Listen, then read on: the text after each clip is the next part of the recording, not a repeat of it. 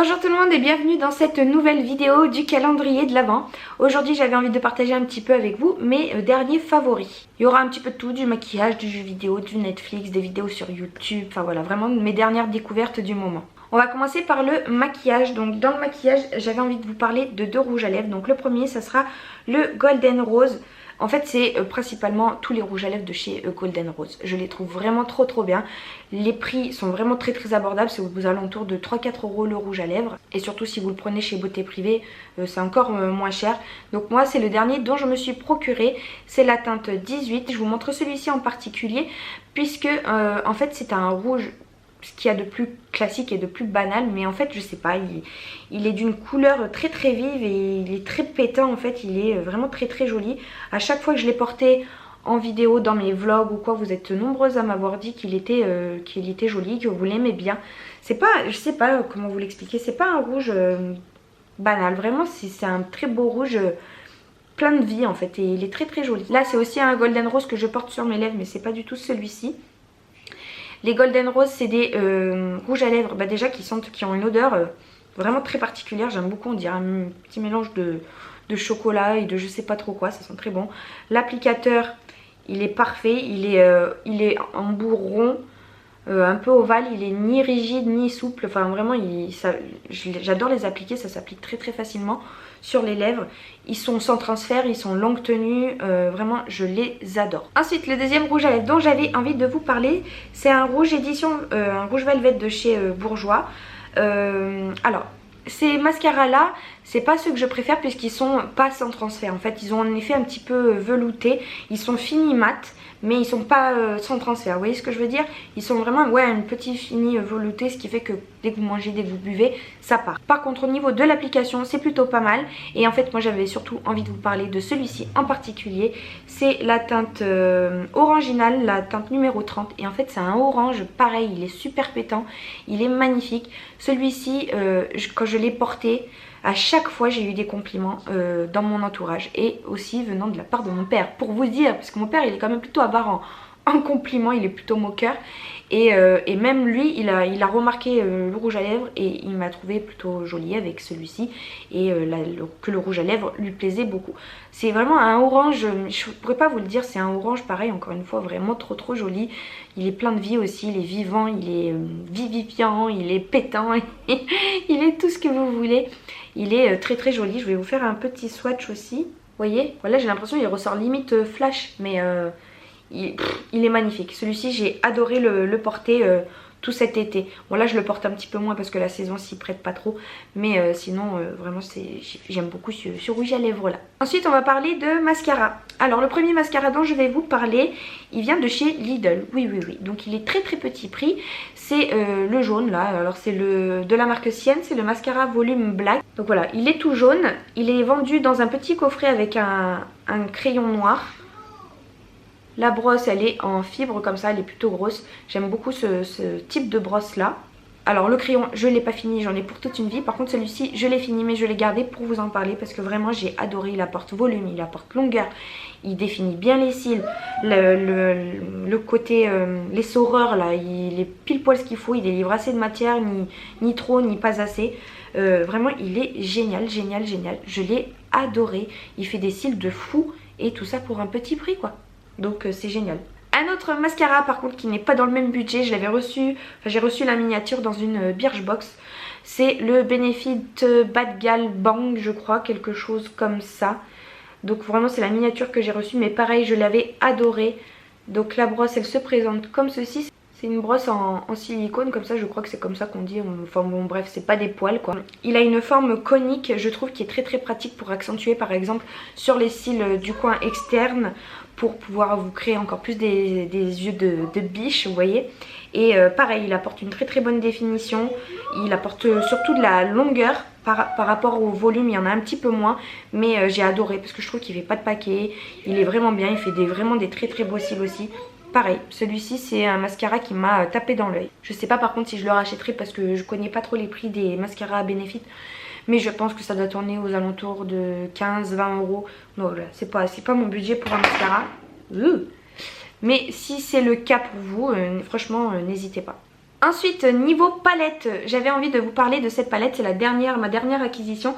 Je l'avais prise sur Beauté Privée, pareil. Donc c'est la marque W7. C'est la Socialite. Donc elle se présente comme ça.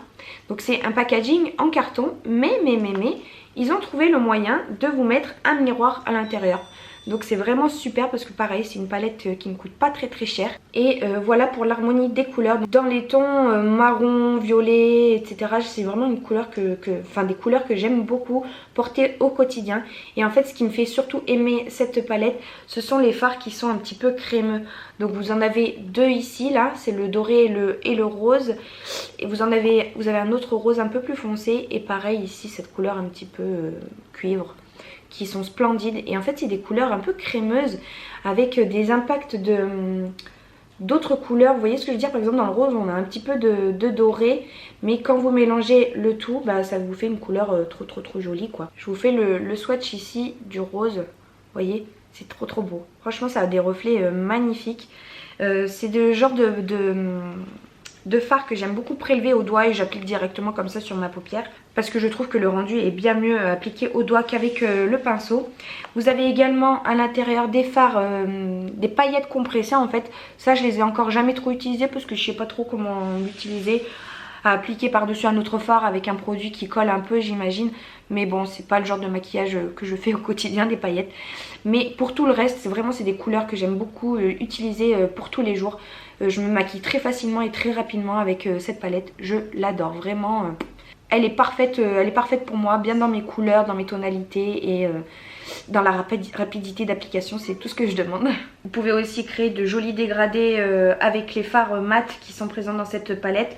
Puisque vous avez toute une harmonie de marron, toute une harmonie de rose ici. Donc vous pouvez vraiment créer de jolis dégradés dans le creux de paupière. Ensuite j'avais envie de vous parler d'un produit qui n'a rien de révolutionnaire, mais moi je le découvre aujourd'hui. C'est un produit de solution de fonte en fait pour le vernis semi-permanent. Le vernis classique j'en mets de moins en moins parce que je trouve que ça met 3 heures à sécher, ça me saoule, ça tient 2 jours même pas. Enfin voilà, je me dirige beaucoup plus facilement aujourd'hui vers les vernis semi-permanents, qui est bien plus rapide pour moi d'application, de temps de séchage et de tenue aussi, c'est beaucoup plus long. Mais après il faut l'enlever ce vernis semi-permanent. Et plutôt que de passer par la lime à ongles, chose que je faisais avant et qui me prenait 3 heures et ça m'abîmait les ongles etc. Je suis allée chez Peggy Sage et j'ai pris ce produit là, donc c'est le Tip Off solution de fonte. Écoutez, ça marche très bien. Je l'ai utilisé une fois donc pour enlever mon vernis semi-permanent. Vous appliquez un peu de produit sur vos cotons, vous enroulez le coton, enfin vous l'enroulez avec du papier aluminium. Donc vous avez des espèces de papillotes et des boudins au bout des doigts. Vous restez 30 minutes avec vos petits boudins sur les doigts et puis après vous raclez simplement et ça part tout seul. Je pense que c'est bien moins agressif que limer ses ongles ou avec une ponceuse électrique, vous savez, je sais pas trop ça. Dites-moi dans les commentaires si vous en savez plus sur ce sujet. Mais, oula, il y a une mouche. En tout cas, vraiment c'est bien plus pratique, c'est bien plus rapide et j'adore. Vraiment, j'adore. On va parler maintenant d'un produit pour le teint. Alors c'est de la marque Herborian, c'est la CC Crème. Soit illuminateur du visage haute définition, perfecteur de peau. Donc c'est ce produit là qui est très connu, je l'avais encore jamais testé. Il existe la CC crème et la bébé crème, mais en fait je me suis plus dirigée vers la CC crème parce que je cherche vraiment quelque chose de beaucoup plus naturel pour ma peau. J'ai pas vraiment d'imperfection, donc je cherche pas forcément à couvrir mon teint comme avec un fond de teint par exemple. Et je crois savoir que la CC crème c'est un petit peu moins fort que, enfin c'est en tout cas moins, c'est moins couvrant qu'une bébé crème. Donc c'est pour ça que je me suis dirigée vers la CC crème. Et en fait c'est un produit qui ressort blanc. Moi je l'ai prise en teinte claire mais il ressort blanc. Et en fait à l'intérieur vous avez des sortes de petites capsules que quand vous venez étaler sur votre peau avec les doigts, hein, ça va venir décapsuler ces capsules et libérer un agent actif, je sais pas trop quoi, et ça va prendre la teinte de votre peau. Donc c'est vraiment un rendu très naturel, c'est ce que je recherche. Je cherche juste un petit peu d'uniformité et c'est ce que ce produit m'apporte. Le seul petit hic c'est que je trouve qu'il rend un petit peu la peau grasse, donc il faut bien poudrer après, mais après, à part ça, voilà, c'est nickel. Je testerai pourquoi pas la bébé crème, voir si c'est mieux, moins bien, enfin voilà, je sais pas trop. Pour l'instant la CC crème elle me convient très bien. J'ai pris le format à 15 ml je crois. Il existe le format un peu plus grand aussi je crois, mais bon j'ai utilisé tout cet été et il m'en reste quand même pas mal, même beaucoup, même si c'est pas tout le tube. Mais vraiment j'adore, vous voyez c'est ce que j'ai mis aujourd'hui. J'applique juste un petit peu de contour, un peu de blush, un peu d'highlight pour les jours de fête. Et voilà, ça me suffit amplement. Ma peau elle est unifiée, elle a la couleur de ma peau, il n'y a pas de démarcation entre mon visage et mon cou. Vraiment j'adore. Je crois qu'il n'y a que des j'adore dans cette vidéo. Je vais également vous parler d'un parfum. Alors ça pareil, c'est une miniature que j'ai, mais en fait je l'avais prise quand je suis partie en Grèce parce que c'est un tout petit échantillon, vous voyez. Et en fait j'ai adoré, je l'avais dans mes tiroirs mais je l'avais jamais senti. Donc c'est de la marque Van Cleef & Arpels et c'est le So First. Donc je pense que j'essaierai de vous mettre une image du flacon en vrai parce que moi j'ai que la miniature. Mais il sent trop bon. J'ai adoré. Mais vraiment il me fait penser un petit peu au parfum Viktor & Rolf. J'ai adoré l'odeur, elle est un petit peu sucrée, j'adore. J'adore le parfum, il sent très bon. Enfin je pourrais pas vous dire, je pourrais pas vous décrire les odeurs, mais voilà, c'est une eau de parfum là que j'ai. Si vous avez l'occasion d'aller sentir ce parfum là en magasin, bah, n'hésitez pas parce que moi j'adore. Après les senteurs et les odeurs c'est propre à chacun. Ensuite j'avais envie de vous parler d'une de mes dernières découvertes. En fait c'est ma maman qui m'en a parlé. Elle aime beaucoup regarder des vidéos en Russie etc. parce qu'elle est russe, hein. Elle s'est exilée en France, enfin exilée, elle s'est mariée à mon père qui est français. Et en fait elle a découvert un chanteur ukrainien. Il s'appelle Dimash Kudaibergen. Je sais pas si je le prononce très bien. Mais il a une voix mais magnifique. Mais quand je vous dis que sa voix elle est magnifique, c'est qu'elle est trop belle, elle est pure, elle est juste. Il a une tessiture mais énorme. Une tessiture c'est la note la plus grave qu'on puisse chanter, de la note à la plus aiguë. Il passe des super graves aux super aigus. Pour vous dire, quand je vous mettrai le lien de sa chanson qui m'a émue. Vraiment j'en ai eu les poils hérissés, la chair de poule, la chair d'ampoule. J'ai eu les larmes aux yeux. Pour vous dire, une chanson, c'est très rare qu'elle m'émeuve à ce point là, qu'elle me touche. Enfin, voilà, une musique c'est agréable à écouter, mais qu'elle me mette les larmes aux yeux, mais c'est incroyable, vraiment. Il chante en russe. Bon, vous allez rien comprendre, moi je ne comprends pas tout non plus, mais juste écoutez la pureté de la voix, c'est incroyable. Au début il chante grave et puis d'un coup, enfin je vous recommande vraiment, je vous conseille vraiment d'aller écouter sa chanson là, elle est splendide. D'un coup il monte dans les aigus et vous vous y attendez pas et c'est extraordinaire, vraiment c'est extraordinaire, je l'adore. Alors du coup j'ai écouté toutes ses chansons, il a une voix mais magnifique et c'est dommage qu'il soit pas plus connu que ça. Ensuite j'avais envie de vous parler de jeux vidéo parce que oui ces derniers temps je me suis mise à jouer aux jeux vidéo. En fait ça a commencé pendant le confinement surtout. J'avais déjà joué aux jeux Lara Croft, c'est typiquement les jeux que j'aime parce que moi je joue qu'à des jeux en particulier, typiquement Lara Croft. Et mon frère qui s'y connaît énormément dans le monde du jeu vidéo m'a conseillé de me diriger vers les Uncharted. Il m'a dit c'est comme Lara Croft version mec et il a totalement raison. C'est exactement la même chose, c'est un mec qui part faire des quêtes, des aventures, des trucs mystérieux, il va rechercher des trésors, etc. La seule différence avec Lara Croft, je dirais, c'est qu'il y a un petit peu plus de combats dans Uncharted. Mais à part ça, je me régale vraiment. Là, je suis au 3e, je crois. Et en fait, pendant le confinement, j'en avais acheté 4 direct parce que les 3 premiers, comme ils sont assez vieux, ils en ont fait un coffret. Donc ils les ont vendus pour 15 €, je crois, les 3. Et le 4e il avait été offert pendant, parce que vous savez tous les mois sur la PlayStation 4 ils vous offrent 2 jeux si vous avez pris l'abonnement. Et donc le Uncharted 4 il était à disposition gratuite. Donc je les ai téléchargés et vraiment j'adore. Je suis vraiment pas une grande fan, une grande geek des jeux vidéo etc. Mais celui-ci j'ai beaucoup aimé. Et voilà, si vous aimez un petit peu Lara Croft, et Uncharted c'est un petit peu la même chose. Ensuite j'avais envie de vous parler d'une série Netflix. Alors il n'y a eu qu'une saison je crois pour l'instant. C'est une série espagnole qui s'appelle Valeria. Et en fait c'est tout simplement 4 jeunes filles en fait qui ont chacune leurs propres histoires. Alors vous avez le personnage principal qui elle remet en question toute sa relation amoureuse qu'elle a avec son chéri depuis quelques années déjà, mais elle s'y sent plus très bien. Donc voilà, elle va faire des rencontres et tout. Et vous en avez une par exemple qui est homosexuelle, donc elle va se battre et militer pour cette cause là.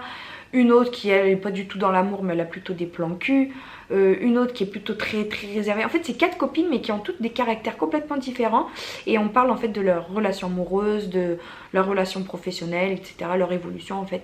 Et c'est vraiment trop bien, c'est vraiment trop plaisant, c'est un petit peu à la Desperate Housewives mais sans vous savez les maisons, le quartier de Bourges, etc. C'est juste les relations entre copines et c'est vraiment trop bien. De toute façon je trouve que les Espagnols pour les séries, je trouve qu'ils s'améliorent de plus en plus, hein, on pense notamment à Casa de Papel, mais il y a plein d'autres séries que j'ai beaucoup aimées et qui sont espagnoles. Alors malheureusement Valyria il n'y a qu'une saison, j'espère fortement que la suite va arriver très prochainement, mais en tout cas je vous recommande vraiment de regarder cette première saison qui est trop bien. Et enfin la dernière chose dont j'avais envie de vous parler, c'est d'une petite découverte sur YouTube. Il faut savoir que j'aime beaucoup moi regarder des vidéos pour m'endormir le soir. Et j'ai découvert totalement par hasard en fait la chaîne de Poppen Atelier. Donc c'est une... je crois qu'elle vient de Biélorussie mais du coup ses vidéos sont en anglais. Mais comme elle a un accent un petit peu de l'Est, elle a un anglais qui est parfait, hein. Enfin j'imagine, il est très bon, il est très juste, tout ça. Mais avec ce petit accent de l'Est et j'arrive à tout comprendre ce qu'elle dit, pas par rapport à son accent mais je sais pas parce qu'elle articule très bien. Et vraiment je comprends très bien ces vidéos. Par contre c'est pas du tout des thèmes qu'on a l'habitude, enfin en tout cas que vous avez l'habitude de voir sur ma chaîne. Elle est artiste en fait et elle crée des poupées. En fait elle prend des poupées qui existent déjà type Barbie, Monster High, etc. Et puis elle les refaçonne totalement à sa façon. Elle leur enlève les cheveux, elle les démaquille et puis elle reconstruit sur ses poupées Barbie et elle fait des créations mais trop belles, trop originales. Et j'adore. Je sais pas pourquoi j'adore, je me lancerai pas du tout dans cette activité là. Mais j'aime beaucoup voir sa passion se développer à travers ses poupées. J'aime beaucoup l'énergie qu'elle y consacre dans la création de ses poupées, dans la création de ses vidéos, etc. Elle a vraiment une personnalité qui est attirante en fait si vous voulez. Elle a toujours le sourire et puis elle a une voix qui monte super dans l'aigu puis super dans les graves. Vraiment elle est chaleureuse en fait et j'aime beaucoup sa personnalité qui m'a fait aussi aimer son art. Voilà, j'espère que cette vidéo vous aura plu. N'hésitez pas à me dire quels sont vos favoris de ces derniers temps dans les commentaires. Merci beaucoup de l'avoir regardé et puis je vous dis à demain pour une prochaine vidéo. Salut!